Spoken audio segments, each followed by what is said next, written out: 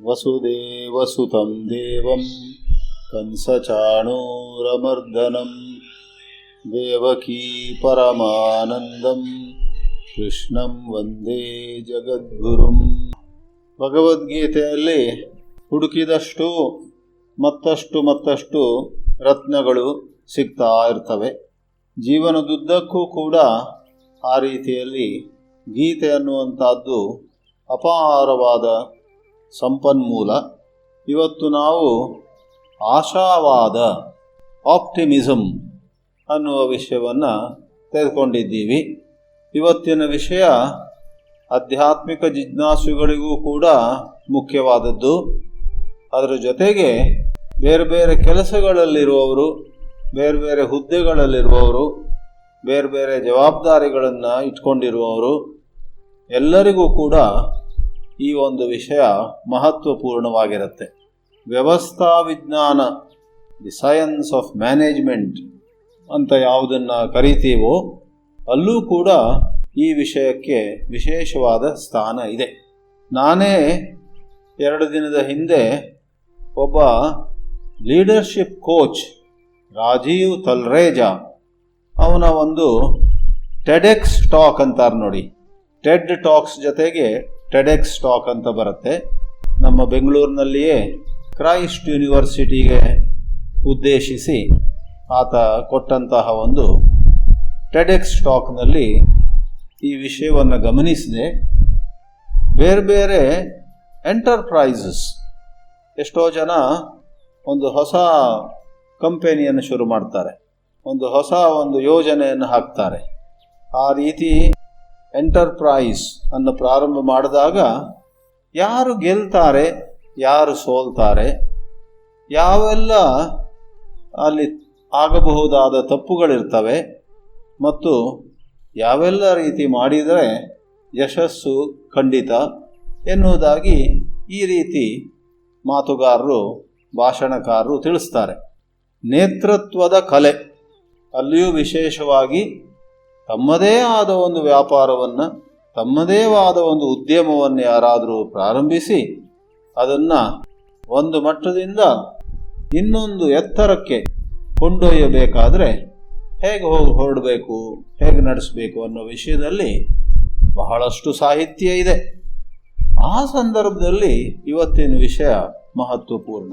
ಯಾಕಂದರೆ ಅಂತಹ ತಮ್ಮದೇ ಒಂದು ಉದ್ಯಮವನ್ನು ಕಟ್ಟಿ ಬೆಳೆಸುವ ಸಂದರ್ಭದಲ್ಲಿ ಯಾರಾದರೂ ಈ ಆಶಾವಾದ ಅನ್ನುವ ಒಂದು ಭಾವನೆಯ ಹಿಂದೆ ನಿಂತ್ಕೊಂಡು ಆಗೋದೆಲ್ಲ ಆಗುತ್ತೆ ಬಿಡಿ, ನಾವು ಆಪ್ಟಿಮಿಸ್ಟಿಕ್ ಆಗಿರೋಣ, ನಮಗೆ ಯಶಸ್ಸು ಸಿಗುತ್ತೆ, ತಾಳ್ಮೆಯಿಂದಿರೋಣ, ತಾಳಿದವನು ಬಾಳಿಯಾನು ಅನ್ನೋದೆಲ್ಲ ಕೆಲವು ಪ್ರಸಿದ್ಧ ವಾಕ್ಯಗಳನ್ನು ಹೇಳ್ಕೊಳ್ತಾ ಒಂದು ವೇಳೆ ಅವರು ಆಶಾವಾದದ ಹೆಸರಲ್ಲಿ ಸ್ವಲ್ಪ ತಮ್ಮ ಕೈಯಿಂದ ಏನಾಗಬೇಕೋ ಅದನ್ನು ಮಾಡದೇನೆ ಪ್ರಪಂಚವೇ ನಮಗೆ ಅನುಕೂಲವಾಗಿ ಬರುತ್ತೆ, ಸ್ವಲ್ಪ ತಾಳಿ ಅಂತ ಆಲೋಚನೆ ಮಾಡಿದರೆ ಅದು ದೊಡ್ಡ ತಪ್ಪು. ಆ ಭಾಷಣಕಾರ ರಾಜೀವ್ ತಲ್ರೇಜಾ ಅವನೊಂದು ಪುಸ್ತಕವೂ ಬರೆದಿದ್ದಾನೆ, ಲೀಡ್ ಆರ್ ಬ್ಲೀಡ್ ಅಂತ.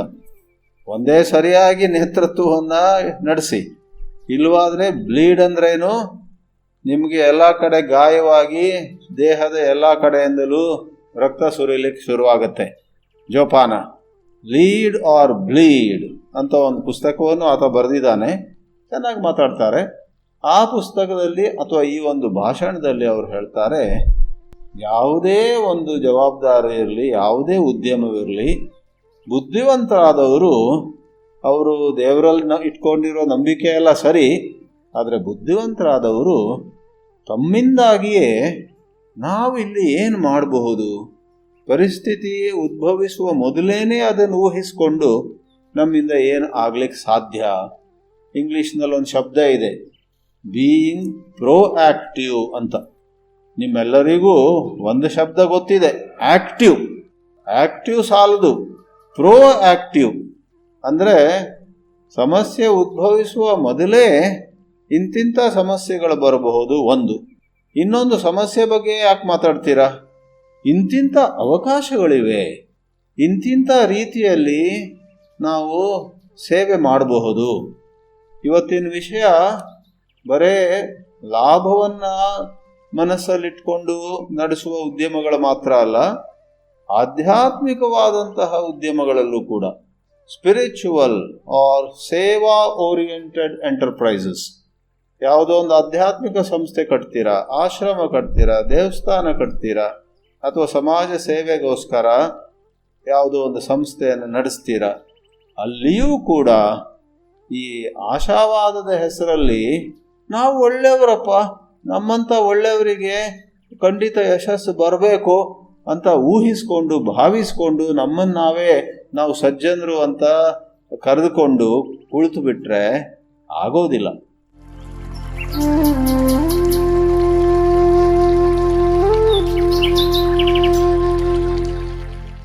ಆದ್ದರಿಂದ ಎಲ್ಲ ಕಡೆಯಲ್ಲೂ ಕೂಡ ಈ ಗೀತೆ ನಮ್ಮನ್ನು ಯಾವ ರೀತಿ ಪ್ರಚೋದಿಸುತ್ತಂತ ಹೇಳಿದರೆ, ನಾವು ಮೊದಲೇನೇ ದೂರ ಆಲೋಚನೆಯನ್ನು ಮಾಡಿ, ದುರಾಲೋಚನೆ ಅಲ್ಲ, ದೂರವಾದ ಆಲೋಚನೆ ಮಾಡಿ ಏನು ನಮ್ಮಿಂದ ಆಗಬಹುದು ಅಂತ.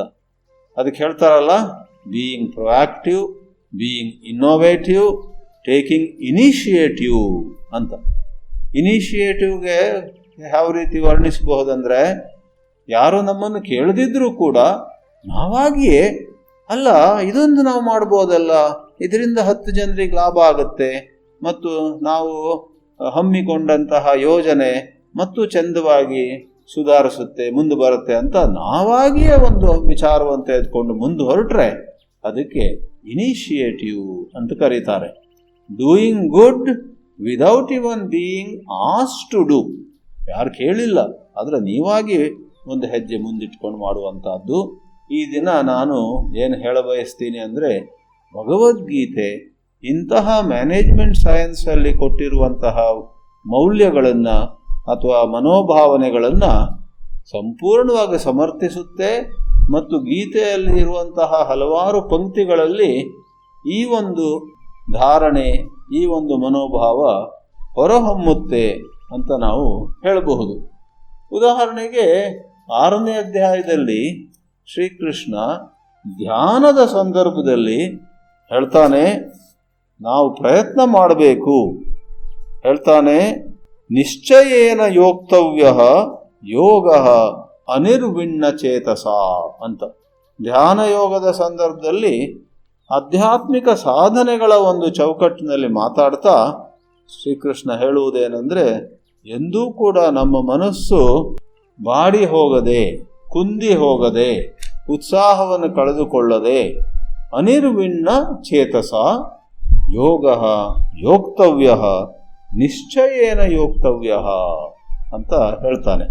ಹಾಗೆಯೇ ಇನ್ನೊಂದು ಉದಾಹರಣೆ ಕೊಡುವುದಿದ್ರೆ, 6ನೇ ಅಧ್ಯಾಯದಲ್ಲಿಯೇ ನಾವು ಮಾಡಬೇಕಾದ ಪ್ರಯತ್ನ, ನಾವು ನಾವಾಗಿಯೇ ಎತ್ತಿಕೊಳ್ಳಬೇಕಾದಂತಹ ಸಣ್ಣ ಸಣ್ಣ ಯೋಜನೆಗಳು, ನಾವು ನಾವಾಗಿಯೇ ಹಾಕಬೇಕಾದಂತಹ ಒಳ್ಳೆಯ ಹೆಜ್ಜೆಗಳನ್ನು ಗುರುತಿಸಿ ಹೇಳುತ್ತಾ ಶ್ರೀಕೃಷ್ಣ ಹೇಳ್ತಾನೆ, ಪ್ರಯತ್ನಾದ್ ಯತಮಾನಸ್ತು ಯೋಗಿ ಸಂಶುದ್ಧ ಕಿಲ್ಬಿಷಃ ಅನೇಕ ಜನ್ಮ ಸಂಸಿದ್ಧ ತಥೋ ಯಾತಿ ಪರಾಂ ಗತಿಂ ಅಂತ.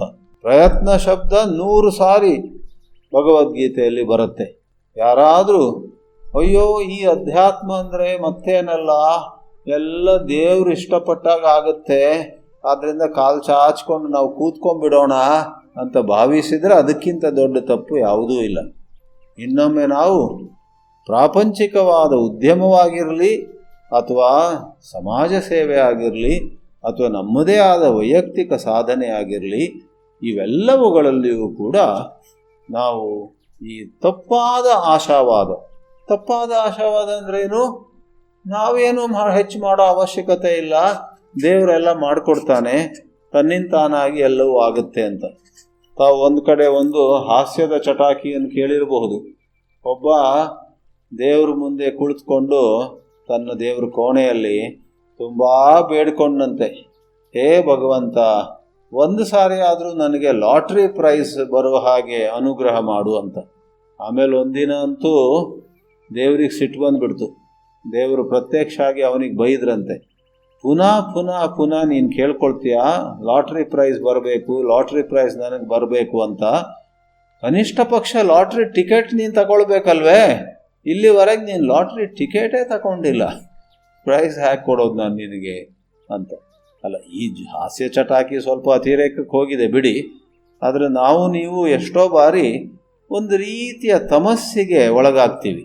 ತಮೋಗುಣ, ಒಂದು ರೀತಿ ಅರ್ಧ ನಿದ್ರೆ ರೀತಿ, ದಿನವೂ ವ್ಯರ್ಥ ಮಾಡ್ತೀವಿ. ಪ್ರತಿದಿನವೂ ಎಷ್ಟೋ ಸಮಯವನ್ನು ಅಥವಾ ಬೇರೆ ಸಂಪನ್ಮೂಲಗಳನ್ನು ವ್ಯರ್ಥ ಮಾಡುತ್ತಾ ಆಮೇಲೆ ಇಲ್ಲ ನಮಗೆ ಯಶಸ್ಸು ಬರಬೇಕು ಅಂತ ಭಾವಿಸ್ತೀವಿ. ಯಶಸ್ಸು ಹಾಗೆ ಬರೋದಿಲ್ಲ. ಭಗವದ್ಗೀತೆ ಹೇಳುವಂಥದ್ದು ದೇವರ ಅನುಗ್ರಹ ಎಂದೆಂದಿಗೂ ಇದ್ದೇ ಇದೆ. ಆದರೆ ಆ ದೇವರ ಅನುಗ್ರಹ ನಿಮಗೆ ಅನುಭವಕ್ಕೆ ಬರಬೇಕಾದ್ರೆ ನಿಮ್ಮಿಂದ ಆಗಬೇಕಾದ 2 ಪೈಸೆ ಅಂತ ಹೇಳಿ 2 ಪಾವಣೆ ಅಂತ ಹೇಳಿ, ಹಿಂದಿನ ಕಾಲದಲ್ಲಿ ಪಾವಣೆ ಅಂತ ಶಬ್ದ ಇತ್ತು, ಅದೊಂದಿಷ್ಟು ಮಾಡಲೇಬೇಕು. ವಿದೇಶದಲ್ಲಿ 2 ಸೆಂಟ್ಸ್ ಅಂತಾರೆ, $1ಗೆ 100 ಸೆಂಟ್ಸ್ ಅಲ್ವೇ. Do your 2 cents.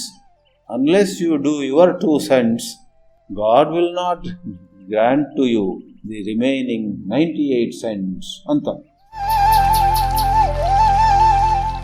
ಆದ್ದರಿಂದ ಈ ತಪ್ಪಾದ ಆಶಾವಾದವನ್ನು ಖಂಡಿಸಲಿಕ್ಕೆ, ತಪ್ಪಾದ ಆಶಾವಾದವನ್ನು ನಿರಾಕರಿಸಲಿಕ್ಕೇನೆ ಇವತ್ತಿನ ಈ ವಿಷಯವನ್ನು ನಾವು ತೆಗೆದುಕೊಂಡಿದ್ದೀವಿ. ಬಿ ಪ್ರೊಯಾಕ್ಟಿವ್ ಅನ್ನುವಂಥ ಯಾವ ಬೋಧನೆ ಇದೆಯೋ ಅದನ್ನು ನಾವೆಲ್ಲರೂ ನಮ್ಮ ಜೀವನದಲ್ಲಿ ಅದು ಹೇಗೆ ಅನ್ವಯಿಸುತ್ತೆ ಅನ್ನೋದಾಗಿ ಕಂಡುಕೊಳ್ಬೇಕು. ಅಂದ್ರೇನು? ಇವಾಗ ಕೊರೋನಾದ ಸಂದರ್ಭವನ್ನೇ ತೆಗೆದುಕೊಳ್ಳಿ. ನಮಗದು ತಟ್ಟುವವರೆಗೆ ಎಲ್ಲೋ ಆ ಕಡೆ ಈ ಕಡೆ ನೋಡ್ತಾ ಇರಬಾರ್ದು. ನಾವು ಸಿಕ್ಕಿರುವಂತಹ ಮಾಹಿತಿಗನುಸಾರವಾಗಿ ಬೇರೆ ಬೇರೆ ರೀತಿಯಲ್ಲಿ ವೈದ್ಯರು ಅಥವಾ ಇತರರು ಸಂಗ್ರಹವಾಗಿ ನಮಗೆ ಬುದ್ಧಿ ಹೇಳಿದ್ದಾರೆ. ಒಬ್ಬರಂತೂ SMS ಅನ್ನು ಮರಿಬೇಡಿ ಅಂತ ಹೇಳಿದರು. ನಾನು SMS ಅಂದರೆ ನಾವು ಮೆಸೇಜಿಂಗ್ ಹೇಳ್ತಿದ್ವಿ, ಶಾರ್ಟ್ ಮೆಸೇಜ್ ಸರ್ವೀಸ್, SMS ಕಳಿಸುವಂತ. ಇದೇನು ಕೊರೋನಾದ ಸಂದರ್ಭದಲ್ಲಿ ಇನ್ನೊಂದು SMS ಬಂತಲ್ಲ ಅಂತ ನೋಡಿದರೆ, ಎಸ್ ಅಂತ ಹೇಳಿದರೆ ಸ್ಯಾನಿಟೈಸರಿಂದ ಕೈಗಳನ್ನು ತೊಳ್ಕೊಳ್ತಾ ಇರಬೇಕು. ಎಮ್ ಅಂತ ಹೇಳಿದ್ರೆ ಮಾಸ್ಕ್ ಹಾಕ್ಕೊಳ್ಬೇಕು. ಆಮೇಲೆ ಇನ್ನೊಂದು ಎಸ್ ಅಂದರೆ ಸೋಷಿಯಲ್ ಡಿಸ್ಟೆನ್ಸ್, 6 ಅಡಿ ದೂರ ಇಟ್ಕೊಳ್ಬೇಕು. ಅದನ್ನು ಒಬ್ಬರು SMS ಅಂತ ಭಾಳ ಚಂದವಾಗಿ ಒಂದು ಅಬ್ರಿವಿಯೇಷನ್ ಮಾಡಿದ್ದಾರೆ. ನಮ್ಮ ಯೋಗಾಸನವಾಗಿರಲಿ, ನಮ್ಮ ಪ್ರಾಣಾಯಾಮವಾಗಿರಲಿ, ದಿನವೂ ನಾವು ಮಾಡುವಂತಹ ಅರ್ಧ ಗಂಟೆ, 3/4 ಗಂಟೆ, 1 ಗಂಟೆ ಮಾಡಿದರೆ ಬಹಳ ಒಳ್ಳೆಯದು. ವಾಕಿಂಗ್ ಇರಲಿ, ಇವೆಲ್ಲ ಏನೋ ಒಂದು ಅನಾಹುತ ಹತ್ತಿರ ಬಂದಾಗ ನಾವು ಮಾಡೋಕ್ಕೆ ಶುರು ಮಾಡತಕ್ಕದ್ದಲ್ಲ. ಮೊದಲೇ ಯಾವುದೋ ರೀತಿಯಲ್ಲಿ ತೊಂದರೆಗಳು ಬರಬಹುದು. Prevention is better than cure ಅಂತ ಹೇಳುವ ಹಾಗೆ ಸಮಸ್ಯೆಗಳನ್ನು ಮೊದಲೇ ತಡೆ ಹಿಡಿಯುವುದು, ಅವುಗಳು ಬಂದ ನಂತರ ಪರಿಹಾರ ಮಾಡೋದನ್ನು ಪ್ರಯತ್ನ ಮಾಡೋದಕ್ಕಿಂತ ಎಷ್ಟೋ ವಾಸಿ ಅಂತ ಹೇಳಿದ ಹಾಗೆ. ಆದ್ದರಿಂದ ಈ ಅಧ್ಯಾತ್ಮ ಹಿನ್ನೆಲೆಯಲ್ಲಿಯೂ ಮತ್ತು ಬೇರೆ ಎಲ್ಲ ಸಂದರ್ಭಗಳಲ್ಲಿಯೂ ನಾವು ಒಂದು ಸುಳ್ಳಾದ ಆಶಾವಾದವನ್ನು ಹೊಂದಿರಬಾರದು. God helps them who help themselves ಅಂತ ಒಂದು ಪ್ರಸಿದ್ಧವಾದ ಹೇಳಿಕೆ ಇದೆ. ಯಾರು ತಮ್ಮನ್ನು ತಾವು ಸುಧಾರಿಸ್ಕೊಳ್ತಾರೋ, ತಮಗೆ ತಾವೇ ಸಹಾಯವನ್ನು ನೀಡಿಕೊಳ್ತಾ ಇರ್ತಾರೋ ಅವರಿಗೆ ದೊಡ್ಡ ರೀತಿಯಲ್ಲಿ ದೇವರು ಕೂಡ ಸಹಾಯ ಮಾಡ್ತಾನೆ ಅಂತ. ಈ management science, value based management, ಮೌಲ್ಯ ಆಧಾರಿತವಾದಂತಹ ವ್ಯವಸ್ಥಾ ವಿಜ್ಞಾನದಲ್ಲಿ ಹಲವಾರು ವರ್ಷಗಳ ಹಿಂದೆ ನನ್ನ ಮೇಲಂತೂ ಒಬ್ಬರು ಒಳ್ಳೆಯ ಗ್ರಂಥಕರ್ತರು ಪ್ರಭಾವ ಬೀರಿದ್ರು, ಸ್ಟೀವನ್ ಕೋವಿ ಅಂತ. ಅವರನ್ನು ಒಮ್ಮೆ ಭೇಟಿಯಾಗಿ 20 ನಿಮಿಷ ಅವ್ರ ಜೊತೆ ಮಾತಾಡುವಂತಹ ಒಂದು ಅವಕಾಶವು ನನಗೆ ಸಿಕ್ಕಿತ್ತು. ಅವರಂತೂ ಬಹಳ ಚಂದವಾಗಿ ಆ ಕಾಲದಲ್ಲಿ 89ನೇ ಇಸ್ವಿಯೇನು, ಈಗಲೂ ಆ ಪುಸ್ತಕ ಒಳ್ಳೆ ರೀತಿ ಮಾರಾಟ ಆಗ್ತಾ ಇದೆ. 7 ಒಳ್ಳೆಯ ಅಭ್ಯಾಸಗಳನ್ನು ಹೇಳಿದ್ದಾರೆ. ಇವಾಗ ನಾನು ಇನ್ನೊಂದು ಕೆಲವು ನಿಮಿಷಗಳಲ್ಲಿ ಆ 7 ಅಭ್ಯಾಸಗಳನ್ನು ಭಗವದ್ಗೀತೆ ಬಹಳ ಚಂದವಾಗಿ ಪ್ರೋತ್ಸಾಹಿಸುತ್ತೆ, ಅಥವಾ ಒಂದು ಹೆಜ್ಜೆ ಮುಂದೆ ಹೋಗಿಬಿಟ್ಟು ತನ್ನದೇ ಆದ ರೀತಿಯಲ್ಲಿ ಆ 7 ಅಭ್ಯಾಸಗಳನ್ನು ಭಗವದ್ಗೀತೆ ನಮಗೆ ಬೋಧಿಸುತ್ತೆ ಅಂತ ತೋರಿಸಿಕೊಡಲಿಕ್ಕೆ ಪ್ರಯತ್ನ ಮಾಡ್ತೀನಿ. ಒಂದನೇದಾಗಿ ಬಿ ಪ್ರೊಯಾಕ್ಟಿವ್. ಯಾವಾಗಲೂ ನಿಮ್ಮ ಕಡೆಯಿಂದ ನಿಮ್ಮದೇ ಒಂದು ರೀತಿ ಮುಂದೆ ಏನಾಗಬಹುದು ಮತ್ತು ನನ್ನಿಂದ ಯಾರು ಏನೆಲ್ಲ ಅಪೇಕ್ಷೆ ಮಾಡ್ತಾರೋ ಆ ಅಪೇಕ್ಷೆ ಅಲ್ಲದೆ ಅದಕ್ಕಿಂತ ಹೆಚ್ಚಿನದಾಗಿ ಅವರಿಗೆ ಆಶ್ಚರ್ಯಪಡಿಸುವಂತೆ, ಅವರನ್ನು ಆಶ್ಚರ್ಯಚಕಿತರಾಗಿ ಮಾಡುವಂತೆ ನನ್ನಿಂದ ಇವತ್ತೇನಾದರೂ ಕೆಲಸ ಸಾಧ್ಯವೇ, ನನ್ನಿಂದ ಯಾವುದಾದ್ರೂ ಹೆಜ್ಜೆ ಸಾಧ್ಯವೇ. ಎಂತಹ ಹೆಜ್ಜೆ ಅಂದರೆ 4 ಜನ ಇದು ಚೆನ್ನಾಗಿ ಮಾಡಿದ್ದಾರೆ ಇವರು, ಇದು ನೋಡಿ ಇವರು ಇದು ಮಾಡಿದ್ರಿಂದ ನಮಗೆ ಎಷ್ಟು ಅನುಕೂಲ ಆಯಿತು, ಇದರಿಂದ ನಮಗೆ ತುಂಬ ಲಾಭ ಆಯಿತು ಅನ್ನುವುದಾಗಿ 10 ಜನ ಮೆಚ್ಚುವ ರೀತಿಯಲ್ಲಿ ಒಬ್ಬರು ತಮ್ಮೊಳಗಿಂದಲೇ ಕೆಲಸವನ್ನು ಮಾಡಬೇಕು ಅಂತ.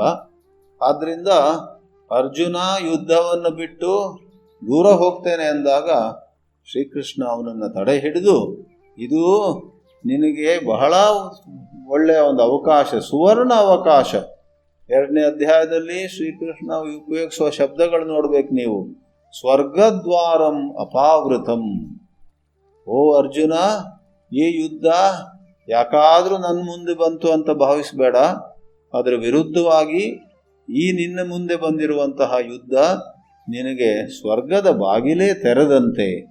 ಇದರಲ್ಲಿ ಗೆದ್ದರೆ ರಾಜ್ಯವನ್ನೆಲ್ಲ ನೀನು ಆಳುವಿ, ಇದರಲ್ಲಿ ಸೋತರೆ ಅಂದರೆ ಮರಣ ಹೊಂದಿದರೆ ವೀರ ಸ್ವರ್ಗವನ್ನು ತಲುಪುತ್ತೀಯ ಅಂತ ಅರ್ಜುನನ ಹುರಿದುಂಬಿಸಿ, ಯಾರು 10 ಜನ ನಿನ್ನಿಂದ ಅಪೇಕ್ಷೆ ಮಾಡ್ತಾರೋ ಅದಕ್ಕೆ ಮೀರಿ ನೀನು ನಿನ್ನ ಬುದ್ಧಿಶಕ್ತಿಯಿಂದ, ನಿನ್ನ ಊಹಾಶಕ್ತಿಯಿಂದ ನಿನ್ನ ಕೆಲಸವನ್ನು ಮಾಡು ಅಂತ ಪ್ರೊಯಾಕ್ಟಿವಿಟಿಯನ್ನು ಶ್ರೀಕೃಷ್ಣ ಬೋಧಿಸುವುದನ್ನು ನಾವು ನೋಡಬಹುದು. 2ನೇದಾಗಿ ಹೇಳ್ತಾರೆ, ಯಾವುದೇ ಒಂದು ಯೋಜನೆ, ಯಾವುದೇ ಒಂದು ಪರಿಕಲ್ಪನೆಯಲ್ಲಿ ಅದನ್ನು ಎತ್ತಿಕೊಂಡವರು ಮೊದಲೇ ನಮಗೇನು ಬೇಕು ಕೊನೆಯಲ್ಲಿ ಅಂತ ತಿಳ್ಕೊಂಡಿರ್ಬೇಕಂತೆ. ಸ್ಟೀವನ್ ಕೋವಿ ಹೇಳ್ತಾರೆ, begin with end in mind ಅಂತ. ಬಿಗಿನ್ ಅಂದರೆ ಶುರು ಮಾಡುವಂಥದ್ದು, ಎಂಡ್ ಅಂದರೆ ಕೊನೆಯಲ್ಲಿ ನಮಗೇನು ಬೇಕು ಅಂತ. ಹೇಗೆ ಯಾರಾದರೂ ಒಂದು ಮನೆ ಕಟ್ಟುವವರು ಅದರ ಸಂಪೂರ್ಣ ಚಿತ್ರವನ್ನು ಮೊದಲು ತಮ್ಮ ಮುಂದೆ ಇಟ್ಕೊಂಡಿರ್ತಾರೆ. ಮೊದಲು ಅವರ ಮನಸ್ಸಿನಲ್ಲಿ ಎಂತಹ ಮನೆ ಬೇಕು ಅನ್ನುವುದು ಸ್ಪಷ್ಟವಾಗ್ತದೆ. ಅದು ಒಂದು ಸೃಷ್ಟಿ. ಮತ್ತೆ ಮುಂದೆ ಹೋಗಿ ಆ ಮನೆಯನ್ನು ವಾಸ್ತವವಾಗಿ ನಿಜವಾಗಿಯೂ ಕೂಡ ಕಟ್ತಾರೆ. ಅದನ್ನು ಕವಿ 2ನೇ ಸೃಷ್ಟಿ ಅಂತ ಹೇಳ್ತಾರೆ. All creation is second creation ಅಂತ ಒಂದು ವಾಕ್ಯ ಬರುತ್ತಲ್ಲಿ. First you create it in your mind, be very clear about what you want, then actually create. ನಿಜವಾಗಿಯೂ ಕೂಡ ಅದು ಗೀತೆಯಲ್ಲಿಯೂ ಕೂಡ ಹೊರಹೊಮ್ಮುತ್ತೆ. ಪುನಃ ಪುನಃ ಶ್ರೀಕೃಷ್ಣ ಅರ್ಜುನನ ಮೂಲಕ ನಮ್ಮೆಲ್ಲರಿಗೂ ಕೂಡ ಇಲ್ಲಿಂದ 10 ವರ್ಷದ ಮುಂದೆ, ಇಲ್ಲಿಂದ 20 ವರ್ಷದ ಮುಂದೆ, ನಮ್ಮ ಅಧ್ಯಾತ್ಮಶಾಸ್ತ್ರದಲ್ಲಂತೂ 10, 20, 30, 40 ವರ್ಷದ ಪ್ರಶ್ನೆ ಅಲ್ಲ. ಮುಂದಿನ ಜನ್ಮದಲ್ಲಿ ನನಗೇನು ಬೇಕು, ಮುಂದಿನ ಜನ್ಮ ಒಳ್ಳೆಯ ಜನ್ಮ ಬೇಕೋ, ಹಾಗಿದ್ದರೆ ಯಾವ ರೀತಿ ನಾನು ಕರ್ಮಗಳನ್ನು ಮಾಡ್ತಾ ಹೋಗಬೇಕು, ಮುಂದಿನ ಜನ್ಮದ ಬಗ್ಗೆ ಯಾವ ಚಿಂತೆ ಇಲ್ವೋ, ಪಶುವಾಗಿಯೋ ಪಕ್ಷಿಯಾಗಿಯೋ ಅಥವಾ ಅನಾನುಕೂಲ ಇದ್ದಂತಹ ಕುಟುಂಬದಲ್ಲಿ ಮತ್ತೆ ಹುಟ್ಟುವಂತಹದ್ದು ಪರವಾಗಿಲ್ಲ ಅಂದರೆ ಜವಾಬ್ದಾರಿ ಇಲ್ಲದೆ ನಾವು ವರ್ತಿಸಬಹುದು. ಆದ್ದರಿಂದ ಈ ಜನ್ಮ ಅಲ್ಲ, ಮುಂದಿನ ಜನ್ಮವನ್ನು ಕೂಡ ದೃಷ್ಟಿಯಲ್ಲಿಟ್ಕೊಂಡು ಸ್ಟೀವನ್ ಕೋವಿ ಭಗವದ್ಗೀತೆ ಭಾಷೆ ಉಪಯೋಗಿಸುವುದಿದ್ರೆ begin with next life in mind ಅಂತ ಬರೀತಿದ್ನೇನು. ಅವನು ಬರೆದಿದ್ದು begin with end in mind ಅಂತ. ಅದು ಒಂದು ಹೆಚ್ಚಿನ ವ್ಯಾಪ್ತಿಯಲ್ಲಿ ಜನ್ಮಾಂತರದಲ್ಲಿ ಆತ್ಮದ ಉದ್ಧಾರಕ್ಕೆ ಯಾವ ರೀತಿ ಇವತ್ತಿನ ನಮ್ಮ ಕಾರ್ಯಕಲಾಪಗಳಿರಬೇಕು ಅನ್ನೋದನ್ನು ಸೂಚಿಸುವ ಹಾಗೆ ಇದೆ. ಹಾಗೆ ಒಂದು 3ನೇ ಅಭ್ಯಾಸವನ್ನು ಸ್ಟೀವನ್ ಕೋವಿ ಹೇಳ್ತಾನೆ. ಅದು ಸಮಯವನ್ನು ಉಪಯೋಗ ಮಾಡುವಂತಹ ಸಂದರ್ಭದಲ್ಲಿ ಬಹಳ ಪ್ರಸಿದ್ಧವಾದ ಮತ್ತು ಜನಪ್ರಿಯವಾದ ಒಂದು ವಿಷಯವಿದೆ, ಟೈಮ್ ಮ್ಯಾನೇಜ್ಮೆಂಟ್ ಅಂತ. ಅದರಲ್ಲಿ ಕೋವಿ ಅನ್ನುವಂತಹ ಗ್ರಂಥಕಾರ ಚಂದವಾಗಿ ಹೇಳ್ತಾನೆ, ಫಸ್ಟ್ ಥಿಂಗ್ ಫಸ್ಟ್ ಅಂತ. ಯಾವುದು ಮುಖ್ಯವೋ ಅದನ್ನು ಮೊದಲು ಮಾಡಬೇಕು ದಿನದಿನವೂ ಕೂಡ.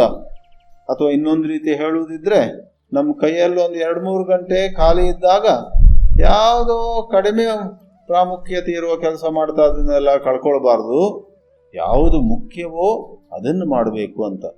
ಇದು ಗೀತೆಯಲ್ಲಿ ಭಗವಂತ ಶ್ರೀಕೃಷ್ಣ ಹಲವಾರು ಕಡೆಯಲ್ಲಿ ಶ್ರೇಯಸ್ಸನ್ನು ಮತ್ತು ಸಾಧನೆಯ ಮಾರ್ಗವನ್ನು, ಬಗೆ ಬಗೆಯ ಯಜ್ಞಗಳನ್ನು, ಬಗೆ ಬಗೆಯ ರೀತಿಯ ಯೋಗಗಳನ್ನು ತಿಳಿಸುತ್ತಾ ಅಧ್ಯಾತ್ಮದ ಒಂದು ಭಾಷೆಯಲ್ಲಿ ತಿಳಿಸಿದ್ದಾನೆ. ಇದನ್ನು ಇನ್ನೂ ಹೆಚ್ಚು ಸ್ಪಷ್ಟವಾಗಿ ನಾವು ತಿಳಿಯಬೇಕಾದ್ರೆ ಗೀತೆಗೆ ಅಥವಾ ಗೀತೆಯ ಜೊತೆಗೆ ಒಳ್ಳೆ ರೀತಿ ಹೊಂದಿಕೊಳ್ಳುವಂತಹ ವಾಲ್ಮೀಕಿ ರಾಮಾಯಣದ ಬೋಧನೆಗಳನ್ನು ನೋಡಬೇಕು. ಶ್ರೀರಾಮಚಂದ್ರ ತನ್ನ ತಮ್ಮನಾದ ಭರತನಿಗೆ ಅಯೋಧ್ಯಾಕಾಂಡದಲ್ಲಿ ಹೇಳ್ತಾನೆ, ಅಯ್ಯ ಭರತ, ನಿನಗೆ ಎಷ್ಟೋ ಕೆಲಸಗಳು ಎದುರು ಬಂದಾಗ ಅವುಗಳಲ್ಲಿ ಶ್ರೀರಾಮ ಒಂದು ಶಬ್ದ ಉಪಯೋಗಿಸ್ತಾನೆ, ಲಘು ಮೂಲಂ ಮಹೋದಯಂ ಅಂತ. ಲಘು ಮೂಲ ಮತ್ತು ಮಹೋದಯವಾದ ಕಾರ್ಯಗಳನ್ನು ಮೊದಲು ಮಾಡ್ತೀತಾನೆ ಅಂತ ಕೇಳ್ತಾನೆ. ಇದೇನು ಲಘು ಮೂಲ ಮತ್ತು ಮಹೋದಯ? ಯಾವ ಕೆಲಸಕ್ಕೆ ಅರ್ಧ ಗಂಟೆ ಕೊಟ್ಟರೂ ಕೂಡ ಲಘು ಅಂದರೆ ಹಗುರ, ಸ್ವಲ್ಪ ಅರ್ಧ ಗಂಟೆ ಕೊಟ್ವಿ. ಆದರೆ ಮಹಾ ಉದಯ, ಆ ಕೆಲಸ ಎಂಥದ್ದು ಅಂದರೆ ಅದಕ್ಕೆ ಅರ್ಧ ಗಂಟೆ ನಾವು ಕೊಟ್ಟರೂ ನಮಗೆ ಎಷ್ಟೋ ನೆಮ್ಮದಿ ಆಗುತ್ತೆ, ಎಷ್ಟೋ ಲಾಭ ಇದೆ ಅದರಲ್ಲಿ. ಅದಕ್ಕೇನೆ ಈಗಿನ ಕಾಲದಲ್ಲಿ ಹೈ ಪ್ರಯಾರಿಟಿ ಕೆಲಸಗಳು ಅಂತ ಹೇಳ್ತಾರೆ. ಈಗಿನ ಕಾಲದಲ್ಲಿ decide your priorities and do high priority pieces of work first ಅಂತ ಹೇಳ್ತಾರೆ ನೋಡಿ. ಅದು ಆ ಕಾಲದಲ್ಲಿ ವಾಲ್ಮೀಕಿ ಶ್ರೀರಾಮನ ಬಾಯಲ್ಲಿ ಹೇಳಿಸಿದ್ದಾನೆ. ಕಚ್ಚಿದರ್ಥಂ ವಿನಿಶ್ಚಿತ್ಯ ಲಘುಮೂಲಂ ಮಹೋದಯಂ ಕ್ಷಿಪ್ರಮಾರಭಸೆ ಕಾರ್ಯಂ ನ ದೀರ್ಘಯಸಿ ರಾಘವ ಅಂತ ಪ್ರಶ್ನೆ ಅದು. ಓ ರಾಘವ, ಓ ಭರತ, ನೀನು ಮಾಡಬೇಕಾದ ಕೆಲಸಗಳಲ್ಲೆಲ್ಲ ಯಾವುದು ಬಹಳ ಪ್ರಮುಖವಾದದ್ದು, ಯಾವುದನ್ನು ಮಾಡಿದಾಗ ತುಂಬ ಸಮಾಧಾನ ಆಗುತ್ತೋ ಅದನ್ನು ಮೊದಲು ಪ್ರಾರಂಭಿಸ್ತೀಯಲ್ಲ. ಕ್ಷಿಪ್ರಂ ಆರಭಸೆ ಕಚ್ಚಿತ್ ಅಂತ ಕೇಳ್ತಾನೆ. ಯಾರು ತಮ್ಮ ಸಮಯವನ್ನು ಮತ್ತು ಇತರ ಸಂಪನ್ಮೂಲಗಳನ್ನು ಚೆನ್ನಾಗಿ ಉಪಯೋಗಿಸಿದಿಲ್ವೋ ಅವರದ್ದೊಂದು ದೊಡ್ಡ ದೌರ್ಬಲ್ಯ ಅಂದರೆ ಬೇಕಾದ ಕೆಲಸ ಬಿಟ್ಟು ಬೇಡದಿದ್ದದ್ದು ಅಥವಾ ಏನು ಅಷ್ಟೊಂದು ಪ್ರಯೋಜನ ಇಲ್ಲದನ್ನು ಮಾಡ್ತಾ ಕೂತ್ಕೊಳ್ತಾರೆ. ಯಾಕೆ ಮಾಡ್ತಾರೆ? ಅದು ಅವ್ರಿಗೆ ಇಷ್ಟ. ಈ ಕಾಲದಲ್ಲಿ ಗಂಟೆಗಟ್ಟಲೆ ವಾಟ್ಸಪ್ ಮೆಸೇಜ್ ನೋಡ್ತಾ ಇರುವರ ಥರ ಅದನ್ನೇ ನೋಡ್ತಾ ಇರೋದು. ಈಗ ತಾನೇ ನೋಡಿದ್ದೀವಿ, 10 ನಿಮಿಷದ ನಂತರ ಇನ್ಯಾವುದಾದ್ರು ಬಂತಾ ಅಂತ ಮತ್ತೆ ನೋಡೋದು. ಅದರಲ್ಲಿ ಕೊನೆಗೆ ನಮಗೆ ವ್ಯಾಯಾಮಕ್ಕೆ ಸಮಯವೇ ಸಿಗೋದಿಲ್ಲ ನೋಡಿ. ನಮಗೆ ವಾಕಿಂಗ್ ಮಾಡೋಕ್ಕೆ ಸಮಯ, ಧ್ಯಾನಕ್ಕೆ ಸಮಯ ಇಲ್ಲ, ಜಪಕ್ಕೆ ಸಮಯ ಇಲ್ಲ ಅಂತೆಲ್ಲ ಹೇಳುವವರು ನಮ್ಮಲ್ಲಿ ತುಂಬ ಜನ ಇದ್ದೀವಿ ನಾವು. ಅದಕ್ಕೆಲ್ಲ ಹಿಂದಿನಿಂದಲೂ ಮಾರ್ಗದರ್ಶನ ಸಿಕ್ಕಿದೆ, ಈವಾಗಲೂ ಅದು ಸಿಗ್ತಾ ಇದೆ. ಆದ್ದರಿಂದ ಪ್ರಾಥಮಿಕತೆ ಅಥವಾ ಆದ್ಯತೆ, ಪ್ರಯಾರಿಟಿ ಅದನ್ನು ತಿಳ್ಕೊಂಡು ಅದನ್ನು ಮೊದಲು ಮಾಡಬೇಕು ಅಂತ ಬೋಧನೆ. ಎಂದೂ ತಡವಲ್ಲ. ನಮಗೆ 60 ದಾಟಿರ್ಬೋದು, 70 ದಾಟಿರಬಹುದು. ಆವಾಗಲೂ ಕೂಡ ನಮ್ಮಲ್ಲೊಂದು ದೌರ್ಬಲ್ಯ ಇದ್ದುದಾದರೆ ಇಲ್ಲಿವರೆಗೆ ಈವಾಗಲೂ ಕೂಡ ನಾವು ಬದಲಾಗಬಹುದು. ಸರಿ, ಆಗಿದ್ದಾಗಿ ಹೋಯಿತು. ಇವತ್ತಿನಿಂದಾದರೂ ನನಗೆ ಸ್ವಲ್ಪ ಸಮಯ ಸಿಕ್ಕಿದಾಗ ಯಾವುದು ನನ್ನ ಹೃದಯದ ಆಳದಲ್ಲಿ ಮುಖ್ಯ ಮಹತ್ವಪೂರ್ಣ ಅಂತ ಇದೆಯೋ ಅದನ್ನು ಮೊದಲು ಮಾಡ್ತೀನಿ. 10 ನಿಮಿಷ ಸಿಕ್ಕಿದ್ರೂ ಸಾಕು, ಅದನ್ನು ಮಾಡ್ತೀನಿ. ಸಮಯ ಸಾಲದು ಅಂಥೇಳಿ ಆಮೇಲೆ ಮುಂದೆ ದೂಡೋದಿಲ್ಲ. ಹಾಗೆ ಮಾಡಿದರೆ ಮತ್ತೆ ಮಾಡೋದೇ ಇಲ್ಲ, ಕೊನೆಗೆ ಮುಟ್ಟೋದೇ ಇಲ್ಲ, ಆ ಥರ ಆಗುತ್ತೆ. ಅದೇ ರೀತಿ ಇನ್ನೊಂದೆರಡು ವಿಷಯವನ್ನು ಹೇಳೋಣವಂತೆ. ಶ್ರೀ ಕೋವಿ ಅನ್ನುವರು ಹೇಳ್ತಾರೆ, ಎಷ್ಟೋ ಸಂಬಂಧಗಳಲ್ಲಿ ಏನು ಪ್ರಯತ್ನ ಮಾಡಬೇಕಂದ್ರೆ ನಮಗೂ ಹಿತವಾಗಬೇಕು ಮತ್ತು ನಮ್ಮ ಪ್ರತಿದ್ವಂದ್ವಿಗಳಿಗೆ, ನಮ್ಮ ಜೊತೆಗೆ ಸ್ಪರ್ಧೆಯಲ್ಲಿದ್ದಾರೆ ಅಥವಾ ನಮ್ಮ ಜೊತೆಗೇನೋ ಕೆಲವೊಮ್ಮೆ ವಿವಾದವಾಗಿರುತ್ತೆ ಇನ್ನೊಂದು ಪಕ್ಷ, ಆ ಪಕ್ಷಕ್ಕೂ ನಮಗೂ ಉಭಯ ಪಕ್ಷಗಳಿಗೂ ಒಳ್ಳೆಯದಾಗುವುದೇನಾದರೂ ಇದೆಯಾ, ಅಂತಹ ಪರಿಹಾರಕ್ಕೆ ಪ್ರಯತ್ನ ಮಾಡಬೇಕು ಅಂತ. ಅದು ಆಧುನಿಕ ವ್ಯವಸ್ಥಾ ವಿಜ್ಞಾನದಲ್ಲಿ, ಮ್ಯಾನೇಜ್ಮೆಂಟ್ ಸೈನ್ಸಲ್ಲಿ ಒಂದು ಪ್ರಸಿದ್ಧ ಅಭಿವ್ಯಕ್ತಿ ಇದೆ, find a win win solution ಅಂತ. ಅಂದರೆ other party also wins, you also win. ಅದನ್ನು ಭಗವದ್ಗೀತೆಯಲ್ಲಿ ಯಜ್ಞ ಶಬ್ದದ ಮೂಲಕ ಶ್ರೀಕೃಷ್ಣ ಹೇಳಿದಂತೆ ತೋರುತ್ತೆ. ನೀವು ದೇವತೆಗಳನ್ನು ಸಂತುಷ್ಟಗೊಳಿಸಿ ನಿಮಗೆ ವಿಹಿತವಾದ ಅಂದರೆ ವೇದವು ವಿಧಿಸಿದಂಥ ಕಾರ್ಯಗಳನ್ನು ಮಾಡುತ್ತಾ ಕರ್ಮಗಳನ್ನು ಮಾಡುತ್ತಾ ನಿಮ್ಮ ಕರ್ಮಗಳಿಂದ ಆ ದೇವತೆಗಳು ಸಂತುಷ್ಟಗೊಂಡು ನಿಮಗೂ ಕೂಡ ಯಾವುದು ಹಿತವೋ ಅದನ್ನು ಮಾಡ್ತಾರೆ. ಇಷ್ಟಾನ್ ದೇವಾಹಿ ದಾಸ್ಯಂತೆ ಯಜ್ಞ ಭಾವಿತಾಹ ಪರಸ್ಪರಂ ಭಾವಯಂತಹ ಶ್ರೇಯ ಪರಂ ಅವಾಪ್ಸ್ಯತ ಅಂತ 3ನೇ ಅಧ್ಯಾಯದಲ್ಲಿ ಬರುತ್ತೆ. ಆದ್ದರಿಂದ ಎಷ್ಟೋ ವ್ಯಾಪಾರ ವ್ಯವಹಾರ ವಹಿವಾಟುಗಳಲ್ಲಿ ಆದಷ್ಟು ಮಟ್ಟಿಗೆ ನಾವು ಅವರಿಗೂ ನಮಗೂ ಇಬ್ಬರಿಗೂ ಹಿತವಾಗುವಂಥದ್ದು ಒಂದು ಮಾರ್ಗ ಇದೆಯೋ ಇಲ್ಲಿ. ಅವರು ಸೋಲ್ಬೇಕು ನಾವು ಗೆಲ್ಲಬೇಕು ಅನ್ನೋ ಒಂದು ಧೋರಣೆ ಆದರೆ, ಅಥವಾ ಅವರೇ ಗೆಲ್ಲಿ ನಾವು ಸೋತು ಬಿಡ್ತೀವಿ ಬೇರೆ ಉಪಾಯ ಇಲ್ಲ ಅಂತ ಅದು ಇನ್ನೊಂದು ಧೋರಣೆ ಆಯಿತು.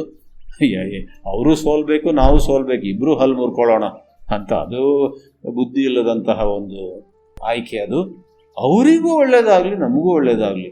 ಅಣ್ಣ ತಮ್ಮಂದಿರ ಮಧ್ಯೆ ಜಗಳ ಆಗುತ್ತೆ ಎಷ್ಟು ಕುಟುಂಬಗಳಲ್ಲಿ, ತಂದೆ ಮಗನ ಮಧ್ಯೆ ಜಗಳ ಆಗುತ್ತೆ, ಅಥವಾ 4 ಜನ ಸೇರಿ ಒಂದು ಕಂಪೆನಿ ಪ್ರಾರಂಭಿಸಿರ್ತಾರೆ, ಅದಾಗಿ ಕಂಪೆನಿ ಇನ್ನೇನು ಯಶಸ್ವಿ ಆಗಿದೆ, ಆ ಹೊತ್ತಿಗೆ ಏನೋ ಒಂದು ವೈಮನಸ್ಯ, ಏನೋ ಒಂದು ಭಿನ್ನಾಭಿಪ್ರಾಯ ಎಲ್ಲ ಬಂದು ಜಗಳ ಪ್ರಾರಂಭ ಆಗುತ್ತೆ. ಆವಾಗ ಎಲ್ಲರೂ ಒಟ್ಟು ಕೂತ್ಕೊಂಡು ಆಗಿದ್ದಾಗೋಯ್ತು, ಇವಾಗ ನಾವು ಎರಡೂ ಪಕ್ಷಗಳಿಗೆ ಆದಷ್ಟು ಹಿತವಾಗುವಂಥದ್ದೇನಾದ್ರು ಇದೆಯಾ ಅಂತ ನೋಡೋದಿದೆಯಲ್ಲ, ಅದನ್ನು ಯಜ್ಞ ಅಂತ ಗೀತೆಯಲ್ಲಿ ಹೇಳಲಾಗಿದೆ. ಶ್ರೀಕೃಷ್ಣ ಅರ್ಜುನನಿಗೆ ಯಜ್ಞವನ್ನು ಬೋಧಿಸಿದಾಗ ಖಂಡಿತವಾಗಿ ಈ ಹೋಮ ಹವನ ರೂಪವಾದ ಯಜ್ಞವನ್ನು ಆತ ಅಲ್ಲಿ ಹೇಳ್ತಾ ಇಲ್ಲ. ಕುರುಕ್ಷೇತ್ರದ ಯುದ್ಧ ಭೂಮಿಯಲ್ಲಿ ಹೋಮ ಮಾಡಲಿಕ್ಕೆ ಯಾರು ಹೇಳ್ತಾರ? ಯಜ್ಞ ಅನ್ನೋದನ್ನಲ್ಲಿ ಪರಸ್ಪರ ಸಹಕಾರ ಮಾಡಿಕೊಳ್ಳುತ್ತಾ ಮುಂದೆ ನಡೆಯುವುದನ್ನು ಸೂಚಿಸಿದಾಗ ಆಗುತ್ತೆ. ಹಾಗೆಯೇ ಕೊನೆಯದಾಗಿ ಹೇಳುವುದಿದ್ರೆ ಶ್ರೀ ಕೋವಿ ಅವರು ಹೇಳ್ತಾರೆ, ವ್ಯವಸ್ಥಾ ವಿಜ್ಞಾನದಲ್ಲಿ ಮೊದಲು ಇನ್ನೊಬ್ಬರನ್ನು ಅರ್ಥ ಮಾಡ್ಕೊಳ್ಳಿಕ್ಕೆ ಯಾವಾಗಲೂ ಪ್ರಯತ್ನ ಮಾಡಬೇಕು. ಅವ್ರು ನಮ್ಮನ್ನು ಅರ್ಥವೇ ಮಾಡ್ಕೊಂಡಿಲ್ಲ, ಇವರು ನಮ್ಮನ್ನು ಅರ್ಥವೇ ಮಾಡ್ಕೊಂಡಿಲ್ಲ, ಇವರು ಯಾಕೋ ಯಾವಾಗಲೂ ಕೂಡ ತಮ್ಮ ಲೋಕದಲ್ಲೇ ಇರ್ತಾರೆ, ನಾವು ಹೇಳಿದ್ದನ್ನು ಕೇಳೋದೇ ಇಲ್ಲ ಅಂತ ನಾವೆಲ್ಲ ದೂರು ಮಾಡ್ತಾ ಇರ್ತೀವಿ. ಎಷ್ಟೋ ಸಾರಿ ನಮ್ಮ ಮನ ನೊಂದಾಗ, ನಮಗೆ ಬಹಳ ಬೇಸರವಾದಾಗ ಸಾಮಾನ್ಯವಾಗಿ ಇದೇ ನಮ್ಮ ಕಂಪ್ಲೇಂಟು. ಏನು ಮಾಡಲಿ, ನನ್ನನ್ನು ಯಾರೂ ಅರ್ಥ ಮಾಡ್ಕೊಳ್ತಾ ಇಲ್ಲ ನೋಡಿ ಅಂತ ರಾಗ ಎಳಿತೀವಿ. ಅದಕ್ಕೆ ಕವಿ ಹೇಳೋದು, ಯಾರು ನಮ್ಮನ್ನು ಅರ್ಥ ಮಾಡ್ಕೊಳ್ತಿಲ್ಲ ಅಂತ ಅಳ್ತಿದ್ದೀರಲ್ಲ, ಅದು ಆಮೇಲೆ ನೋಡೋಣ, ನೀವು ಅವರನ್ನು ಅರ್ಥ ಮಾಡ್ಕೊಂಡಿದ್ದೀರಾ? ನೀವು ಅವರು ನಿಮ್ಮಿಂದ ಏನು ಅಪೇಕ್ಷೆ ಮಾಡ್ತಾರೆ ಅನ್ನೋದು ಸ್ವಲ್ಪ ಆಲೋಚನೆ ಮಾಡಿದ್ದೀರಾ ಅಂತ ಕೇಳ್ತಾರೆ. ಮೊದಲು ಅವರನ್ನು ಅರ್ಥ ಮಾಡ್ಕೊಳ್ಳಿ, ಅವರು ನಿಮ್ಮನ್ನು ಅರ್ಥ ಮಾಡ್ಕೊಳ್ಳದಿದ್ದರೆ ಅದರ ಮೇಲೆ ಹೆಚ್ಚು ಬೇಜಾರು ಮಾಡ್ಕೊಳ್ಬೇಡಿ. ಕಾಲಕ್ರಮೇಣ ಅವರು ನಿಮ್ಮನ್ನು ಅರ್ಥ ಮಾಡ್ಕೊಳ್ತಾರೆ. ಮೊದಲು ನೀವು ಅವರನ್ನು ಅರ್ಥ ಮಾಡ್ಕೊಳ್ಬೇಕು. ತಂದೆ ಮಗನ ಮಧ್ಯೆ ಜಗಳ ಆಗ್ಬೋದು. ತಂದೆ ಆದವನು ನನ್ನ ಮಗ ಹೀಗೆ ಯಾಕೆ ಮಾಡ್ತಾ ಇದ್ದೆ, ನಾನು ಸ್ವಲ್ಪ ಆಲೋಚನೆ ಮಾಡ್ತೀನಿ, ಅವನನ್ನು ನಾನು ಅರ್ಥ ಮಾಡ್ಕೊಳ್ಬೇಕು ಅಂತ ಹೊರಟ್ರೆ ಅದು ಉತ್ತಮವಾದ ಸಾತ್ವಿಕವಾದ ಒಂದು ವಿಧಾನ. ಹೀಗೆ ಕೆಲವಾರು ಅಭ್ಯಾಸಗಳು, ಹ್ಯಾಬಿಟ್ಸ್ ಬೋಧಿಸ್ತಾರೆ. ಆ ಕಾಲದಲ್ಲಿ ಸ್ಟೀವನ್ ಕೋವಿ ಇರಲಿ, ಒಂದು 10 ವರ್ಷದ ಹಿಂದಿಂದ ಈಗಲೂ ಪ್ರಸಿದ್ಧ ಆದಂತಹ ರಾಬಿನ್ ಶರ್ಮಾ ಅಂತ ಒಬ್ಬರಿದ್ದಾರೆ. ಅವರು ಬಹಳ ಪ್ರಸಿದ್ಧವಾದ ಪುಸ್ತಕಗಳನ್ನೆಲ್ಲ ಬರೆದಿದ್ದಾರೆ. ಇವಾಗ ಈ ಒಂದು ದಿನದ ಪ್ರಾರಂಭದಲ್ಲಿ ಹೇಳಿದೆ, ರಾಜೀವ್ ತಲ್ರೇಜಾ ಅಂತ ಚೆನ್ನಾಗಿ ಮಾತಾಡಿದ್ದಾರೆ. ಅವರೆಲ್ಲರೂ ಕೂಡ ಮತ್ತೇನಲ್ಲ, ಜೀವನ ಕಲೆಯ ಮೇಲೆ ಬೆಳಕನ್ನು ಚೆಲ್ಲಿದ್ದಾರೆ. ನಾವು ನಮ್ಮದೇ ಒಂದು ಕಲ್ಪನೆಯಲ್ಲಿ ಕೂತ್ಕೊಂಡ್ಬಿಟ್ರೆ ಆವಾಗ ನಮಗೆ ಮತ್ತೆ ಮತ್ತೆ ಸೋಲು, ಮತ್ತೆ ಮತ್ತೆ ಬೇಸರ, ಮತ್ತೆ ಮತ್ತೆ ಎದೆಗುಂದುವುದು ಆಶ್ಚರ್ಯವೇನಿಲ್ಲ. ನಮ್ಮಿಂದ ಏನು ತಪ್ಪಾಗ್ತಾ ಇದೆ, ಎಲ್ಲಿ ತಪ್ಪಿ ಬಿದ್ವಿ, ಇವಾಗ ನಾವು ನಮ್ಮನ್ನು ಬದಲಾಯಿಸ್ಕೊಳ್ಳೋಕೆ ತಯಾರಿದ್ದೀವಾ, ಅಥವಾ ಯಾವುದೋ ಒಂದು ದುರಭಿಮಾನದಿಂದ ನನಗೆ ಯಾರು ಬುದ್ಧಿ ಹೇಳಬೇಕಾಗಿಲ್ಲ, ನನಗೆಲ್ಲ ಗೊತ್ತು ಅಂತ ಹೇಳಿ ಕೂತ್ಕೊಂತೀವ, ಅಥವಾ ನಮ್ರತೆಯಿಂದ ಹೌದು ನಾನು ತುಂಬ ತಿಳ್ಕೊಂಡವನಾದರೂ ಕೂಡ ತಪ್ಪು ಮಾಡಿದೆ, ಈಗ ನಾಳೆಯಿಂದ ಸರಿಯಾಗಿ ನನ್ನನ್ನು ನಡೆಸ್ಕೊಳ್ತೀನಿ, ದುರಭಿಮಾನ ದುರಹಂಕಾರವನ್ನು ಇಟ್ಕೊಳ್ಳಲ್ಲ ಅಂತ ಒಂದು ರೀತಿ ತೆರೆದ ಮನಸ್ಸಿಂದ ನಾವು ಮುಂದೆ ಹೆಜ್ಜೆ ಇಡ್ತಾ ಹೋದರೆ ಆವಾಗ ಯಶಸ್ಸನ್ನುವಂಥದ್ದು ಮತ್ತು ಸಮಗ್ರ ಜೀವನದಲ್ಲಿ ಒಂದು ರೀತಿಯ ಸಮಾಧಾನವು ನಮಗೆ ಖಂಡಿತ ದೊರಕುತ್ತೆ. ಆ ದಿಕ್ಕಿನಲ್ಲಿ ನಾವು ಸುಳ್ಳಾದ ಆಶಾವಾದ ಇಟ್ಕೊಳ್ಬಾರ್ದು. ಆಪ್ಟಿಮಿಸಮ್ ಆಗುತ್ತೆ, ಸರಿಯಾಗುತ್ತೆ ಅಂತ. ಹೇಗೆ ಸರಿಯಾಗುತ್ತೆ? ನೀವು ಬದಲಾಗದಿದ್ದರೆ ಯಾಕೆ ಸರಿಯಾಗಬೇಕು? ನೀವು ನಿಮ್ಮ ಕಡೆಯಿಂದ ಯಾವ ರೀತಿ ಬದಲಾಗಬಹುದು, ತಪ್ಪನ್ನು ಬಿಟ್ಟು ಸರಿಯಾದದ್ದನ್ನು ಯಾವ ರೀತಿ ಮಾಡಬಹುದು ಅಂತ ಗುರುತಿಸ್ಕೊಂಡು ಅದನ್ನು ಮಾಡಬೇಕು, ಆ ದಿಕ್ಕಿನಲ್ಲಿ ಹೆಜ್ಜೆ ಹಾಕಬೇಕು. ನಿಮ್ಮ ಪ್ರಯತ್ನ ಮಾಡಿದ ನಂತರ ಒಂದು ವೇಳೆ ಕೂಡಲೇ ಯಶಸ್ಸು ಬರೆದಿದ್ದರೆ ಆವಾಗ ಆಶಾವಾದ ಖಂಡಿತ ಇಟ್ಕೊಂಡಿರಿ. ನಾವು ನಮ್ಮಿಂದ ಆಗೋದೆಲ್ಲ ಮಾಡಿದ್ದೀವಿ, ಮಾಡ್ತಾ ಇದ್ದೀವಿ, ಇನ್ನು ತಾಳ್ಮೆ ಬೇಕು. ಯಶಸ್ಸು ಕೂಡಲೇ ಬರೆದಿದ್ರು ಕಾಲಕ್ರಮೇಣ ಬರುತ್ತೆ ಅಂತ ಭಾವಿಸಿದರೆ ಆವಾಗ ತಪ್ಪಿಲ್ಲ. ಇಲ್ಲವಾದರೆ ಕೊನೆಯಲ್ಲಿ ನಾನು ಹೇಳ್ತೀನಿ, ಸುಭಾಷಿತ ಒಂದಿದೆ, ಉದ್ಯಮೇನ ಹಿ ಸಿದ್ಧ್ಯಂತಿ ಕಾರ್ಯಾಣಿನ ಮನೋರಥೈ ನಹಿ ಸುಪ್ತಸ್ಯ ಸಿಂಹಸ್ಯ ಪ್ರವಿಶಂತಿ ಮುಖೇ ಮೃಗಾಹ ಅಂತ ಒಂದು ಸುಭಾಷಿತ ಇದೆ. ಅದರ ಅರ್ಥ ಏನಂತ ಹೇಳಿದರೆ, ಕಾಡಿನ ರಾಜನಾದಂತಹ ಸಿಂಹವೂ ಕೂಡ ಗುಹೆಯಿಂದ ಹೊರಬಂದು ಬೇಟೆ ಆಡಬೇಕು. ಅದಕ್ಕೆ ಬೇಕಾದ ಆಹಾರ ತಾನಾಗಿ ಬಂದು ಅದರ ಬಾಯಿಗೆ ಬೀಳೋದಿಲ್ಲ. ಕಾಡಿನ ರಾಜನೇ ಗುಹೆಯಿಂದ ಹೊರಬಂದು ಹುಡುಕಬೇಕಾಗುತ್ತೆ ತನ್ನ ಬೇಟೆಯನ್ನು. ಹಾಗಿರುವಾಗ ಇತರ ಪ್ರಾಣಿಗಳ ವಿಷಯವೇನು?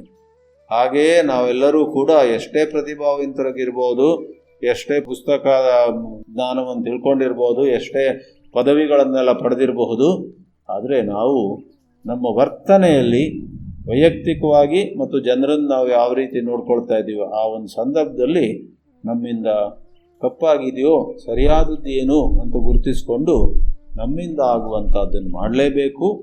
ಅದರ ನಂತರ ಆಶಾವಾದ ಸರಿಯಾಗಿರುತ್ತೆ. ನಮ್ಮ ಪ್ರಯತ್ನ ಮಾಡದೇನೆ ನಾನೊಬ್ಬ ಆಶಾವಾದಿ, ಎಂದೂ ಕೂಡ ನಾನು ನಿರಾಶನಾಗೋದಿಲ್ಲ, ನನಗೆ ಬೇಕಾದದ್ದೆಲ್ಲ ಬರುತ್ತೆ ಅಂತ ಭಾವಿಸೋದು, ಊಹಿಸೋದು, ಕಲ್ಪಿಸೋದು ಮೂರ್ಖತನವಾಗುತ್ತೆ. ಯಾರು ತಮ್ಮ ಪ್ರಯತ್ನ ಮಾಡಿದಾರೋ ಅವರು ಆಶಾವಾದಿಗಳಾಗಬೇಕು ಹೊರತು ಪ್ರಯತ್ನವನ್ನೇ ಮಾಡಿದವರು ಆಶಾವಾದಿಗಳಾದರೆ ಅವರಿಗೆ ನಿರಾಶೆಯೇ ಕಟ್ಟಿಟ್ಟ ಬುತ್ತಿ ಅಂತ ಹೇಳುತ್ತಾ ಈ ಮಾತುಗಳನ್ನು ಮುಗಿಸೋಣವಂತೆ. ಓಂ ನಮೋ ಭಗವತೆ ವಾಸುದೇವಾಯ. ಓಂ ಶ್ರೀ ರಾಮಚಂದ್ರ ಸ್ವಾಮಿನೇ ನಮಃ.